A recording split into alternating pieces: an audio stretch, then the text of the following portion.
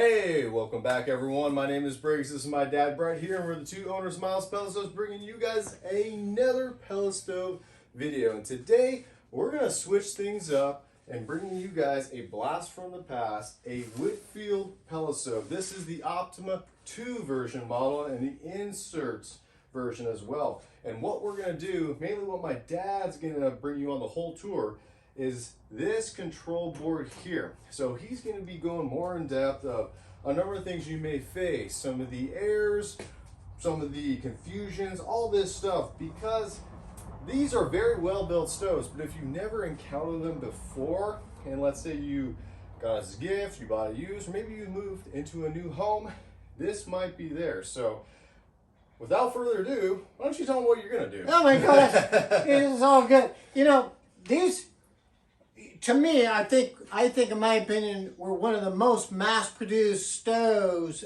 in the United States. That's a Whitfield, that's my opinion, and these are pretty good. And if you have one that hasn't been roached out or depreciated out, and you want to keep it running, great. You can still get parts for most all models still, but keep an eye on the marketplace. So today, I want to focus on this control board that you will find in most of the Optima 2s, the Profile 20s, the Profile 30s, and the Traditions. And they all have the photo eye system. So I want to just kind of clarify a couple of the faults on this control board, so it will give you some information to whether if you need to replace your control board or not. Follow along with me. Before you do, like, or I guess thumbs up, I think. Is it thumbs up? Pretty sure it's thumbs up. Whatever, like, share, and subscribe to help Briggs and I build the channel. So follow along with me. I'm going to give you a few tips. Sounds good. Let's get to it.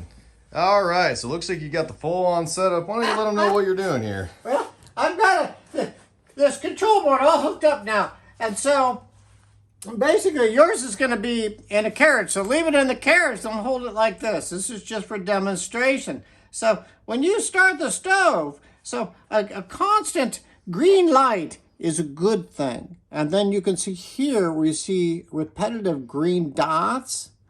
That means there's a fault. And usually what that means, well, most of the time with these stoves that have the photo eye lens needs to be cleaned, in my opinion, and through the experiences. And it could also be one of the snap discs. So anyway, we're going to start this. This is a good board. And so anyway, if you go up and push this button and nothing happens, first thing you want to do is unplug your stove prior to doing any maintenance. And so when you do that, first thing you want to do is again, unplug it. And you can see right here, there's a fuse. So you want to check that fuse. And when you check that fuse, obviously if it's good, put it back in. If it's bad, replace it. It could be an easy fix. So anyway, it's down here and most people don't see that. You can have access to this fuse down below, or you could take these wires off, take off these these 3 screws. This panel comes off and you can have easier access, but you still can get it from right here. But when the stove is unplugged. So I've got this going. So let's see how it goes. I'm gonna hit on. Now, there's a steady green light. That's healthier than a hoot. Now, this is the heat. So here we go. It's on low, medium, high, back to low. This is your fan speed. Low, medium, high, back there. This is a healthy board. And so if you have this all going, most of the time, you've got a good board and your stove will work correctly. So we're going to take a little break and I'm going to hook up a different board and talk about it. We'll be right back. Okay, welcome back. So this was a good board and I put an X on the back of it because if I don't, I'll forget. So anyway, that's the good board. Here's another one we're going to test, and I got this out of the archive bucket. The ones that, the control boards that don't work. So here's another one we're going to test. But I've got another one hooked up here. So we're going to see what this one's going to do. And it's been a while since I've hooked this one up, so we're going to see. Here we go.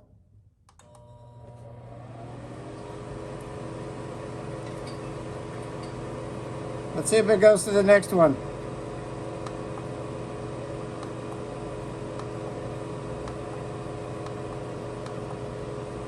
And this one?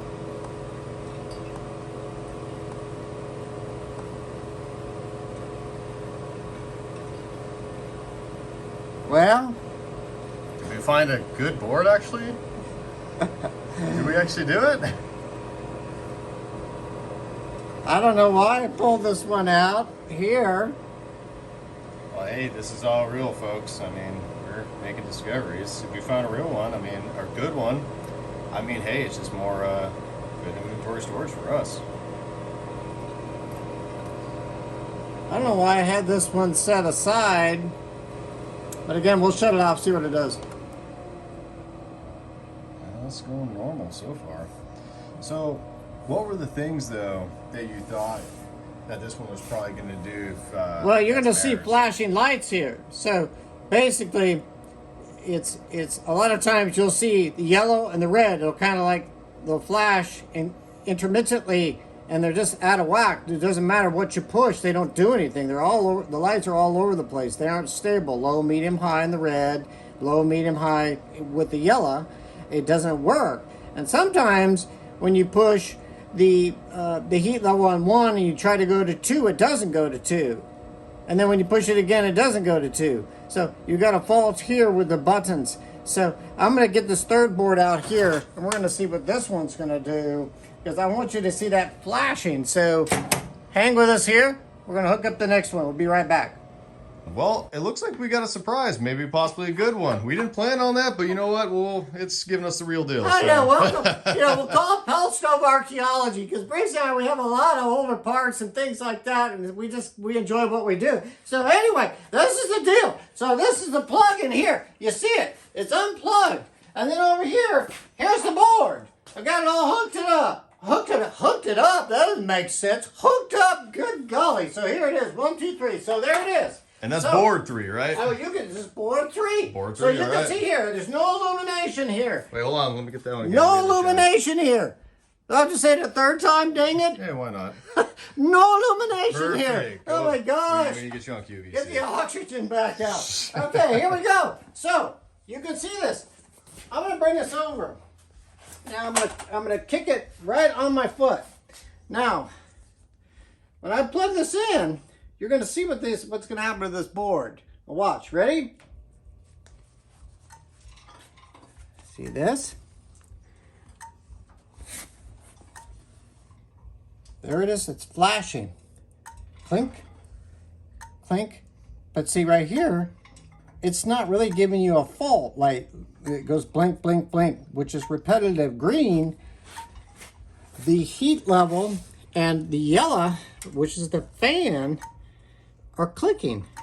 So what this stove is doing right now, it's barely distributing pellets from the auger. It's just spilling out just a little bit and it'll stop. So when you have this, I can just tell you, if you have this on your board and these lights don't work or they're flickering, very, very high probability that this board is done. It's a double wafer control board. Pretty high tech back in the day, but this is the key thing. So hopefully this helps you. You see this, you can push the buttons all day long. So I'm gonna hit the heat button, see what happens.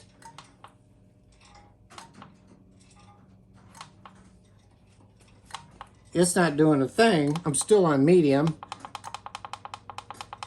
Okay, look it. I hit it a few times, and look, it's on high. But the stove is not running. Just a tad inconsistent there. Right? You can hear it, it's dropping pellets, but none of the convection or the exhaust fans are going. So I'm gonna click this again, and then I'm on medium. So let's play it with the fan one, see what it does. I'll hit it a bunch of times. Nothing. So it's staying on low. And I've had some experiences where you hit this and all of a sudden it goes to medium, and here it goes to medium. All of a sudden the stove kind of runs a little bit, and then all of a sudden, oh, you think, great, all right, the stove's going. And about 30 seconds later, all of a sudden the lights start blinking like this. And I'm telling you folks, if you see this, most likely this control board is bad. And I can tell right now that there's a little power going through here, but not enough. I can watch the convection room air fan back behind the stove. It's just rotating. Just every time these lights blink, there's just a little power that's going to the convection room air fan. So hopefully this has been helpful. I get to the point, and it's nothing more aggravating, but you can push these buttons all day long. Try the power button. Look, it just came on automatically, which is good. So this is a spook board. So, and that's okay, but I didn't even hit the power button. So look at that. And then it does it again. Wow. Look at that. I just hit this. Look at it flash differently now. Now Briggs said, okay, Dad, hit the dang power button. Let's see what happens. Nothing. So all of a sudden, this went into full power. All of a sudden, the stove kind of started and then just died off. You could play with this thing all day long and hope for the best. But most likely, folks, here's the tip. If you see inconsistencies or these lights flashing, even if you try to push the button and you hope for the best, most likely bad board. So hopefully this has been helpful to you. But I think most of the time, if you do not have power here, unplug the stove, check your fuse. That may save you. But I know these run like over $300, if you can believe that. Over $300 is just crazy. But you know what? If your Whitfield is still in great condition, it's not all rusty, and you really, really love it, then it's worth investing in it, in my opinion. So we'll see you in a few minutes. We're going to give you a couple more little tips on this stove. Bonus clip. It is a bonus clip. You know, here we go again with this control panel here. And so people ask, you know, Brett and Briggs, why do these things go bad? Or why do they just don't work anymore? Well, these are mass produced. Good God, I can barely say it. Oh, well. But they'll go bad over time because you may have one of the components in here that just went south or just didn't work right. And so therefore the stove won't work right. So they do go bad. Another thing, you have a lot of wiring in a pellet stove. So you could have wire over time with one of your motors or whatnot that arcs and against the body of the stove, and there could be a surge to this and it could fry it, or you could have an excessive surge in your power and that could also do it. There's other reasons too, but most of the time they just slowly go bad. So hopefully that helps. Okay, everyone. Thank you so much for watching this video. Hope you guys... And stick with us now. Yes, definitely stick with us. You know, hopefully you guys gleaned up some great information. Dad, you did a wonderful job. We got some good testing. So we did 3 tests for you all. Out of all those 3 tests, we thought we were going to have 2 bad boards, but first one was a good one. Second one, it's a possible good one. We're going to have to do a little bit of extensive testing for that one to see if it's actually fully good. And then the third one, you actually saw a good prime example of what a bad board is, what it does. And you know what? We got some good demonstrations of what some of the things you might see. So anyway, just to sum it up, what else you got to say before we sign off? This is all good, but you know, we get so excited when you tune into DIY Pellet Stove TV with Brett and Briggs.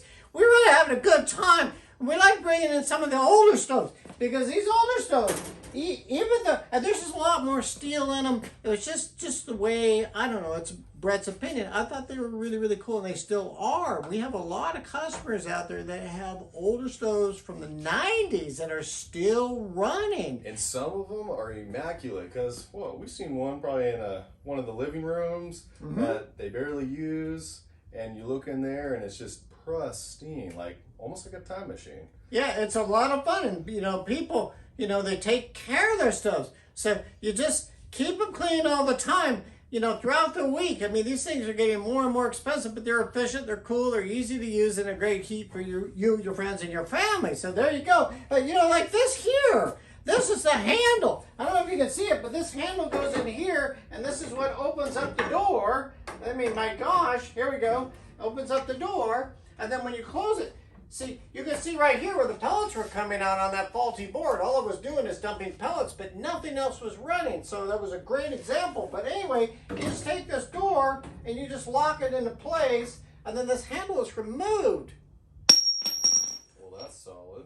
Real American steel. This thing is cool. So if you have one of these stoves, you can keep it running. Great. I think it's a good one. So again, This is the Optima 2, the Profile 20, Profile 30, Traditions, and they had, I think, one more. You put it in the comments if I forgot to help others out, but they all had the Photo Eye system. So if you have difficulties with your stove that has the Photo Eye system, look at our other video on the Profile 20, and we broke down the Photo Eye system, and hopefully that will help you this fall or winter or anytime fix your stove at home and save yourself some money. So thanks for tuning in, Briggs. Thank you guys. We'll see you on the next video. Appreciate y'all. Thank you.